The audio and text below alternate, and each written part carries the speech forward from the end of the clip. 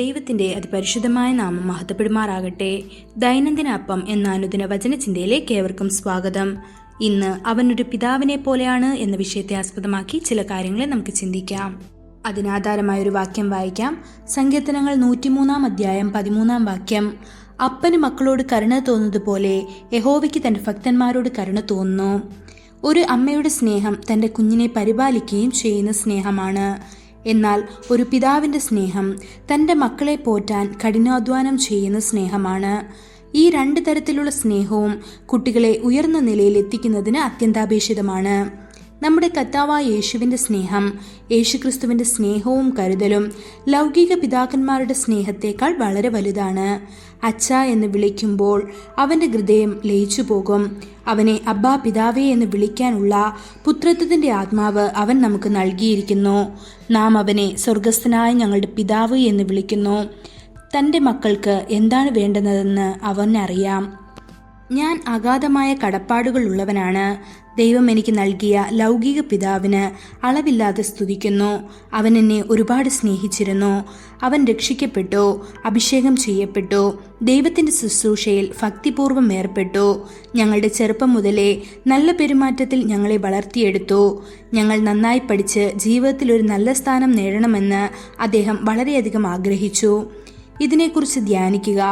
ലൗകിക പിതാക്കന്മാരുടെ ഹൃദയത്തിൽ ഇത്രയധികം സ്നേഹം സ്ഥാപിച്ച ദൈവം അവന്റെ ഹൃദയത്തിൽ എത്ര സ്നേഹമുണ്ടായിരിക്കണം?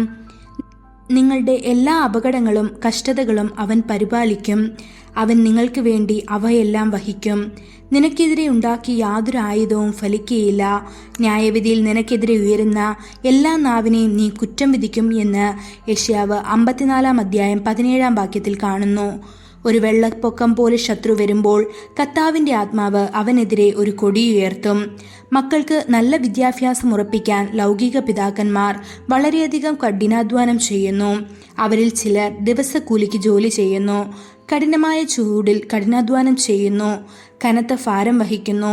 അവരുടെ തുച്ഛമായ വരുമാനം കൊണ്ട് അവരുടെ മക്കൾക്ക് കൊടുക്കുന്നു. മക്കൾ മനസ്സിലാക്കിയില്ലെങ്കിലും നന്ദി പറഞ്ഞാലും മക്കളെ പോറ്റേണ്ടത് തന്റെ കടമയാണെന്ന് ഒരു പിതാവിനറിയാം. യേശു നമ്മെ ഒരു പിതാവിനെ പോലെ വളർത്തുന്നു. ഒരിക്കൽ അവിടുന്ന് പ്രസംഗിക്കുമ്പോൾ ആ ജനങ്ങളോട് അനുകമ്പയാൽ നിറഞ്ഞു. അവർക്ക് ഭക്ഷണമില്ലെങ്കിൽ മടങ്ങിവരുന്ന വഴിയിൽ അവർ ക്ഷീണിതരാകുമെന്ന് അദ്ദേഹം കരുതി.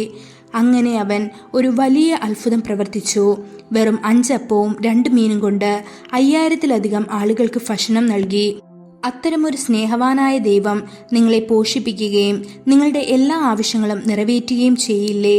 കാട്ടുപക്ഷികളെയും മൃഗങ്ങളെയും പോറ്റിപ്പുലർത്തുന്നതും അവനല്ലയോ? അവന്റെ പിതൃസ്നേഹം നിമിത്തമാണ് അവൻ നിങ്ങൾക്കായി ക്രൂശും ചുമന്ന് കാൽവറിയിലേക്ക് കയറിയത്. അവൻ നിങ്ങളുടെ ശിക്ഷ സ്വയം ഏറ്റെടുത്തു, നിങ്ങൾക്ക് വേണ്ടി ശിക്ഷ അനുഭവിക്കുകയും ചെയ്തു. ദൈവമക്കളെ, അവൻ നിങ്ങൾക്ക് സ്വാതന്ത്ര്യവും സമാധാനവും സന്തോഷവും നൽകും. ഈ വചനങ്ങളാൽ ദൈവം നമ്മെ ഓരോരുത്തരെയും അനുഗ്രഹിക്കുമാറാകട്ടെ. കൂടുതൽ ധ്യാനത്തിനുള്ള വാക്യം സെഫന്യാവ് 3 അധ്യായം 17 വാക്യം.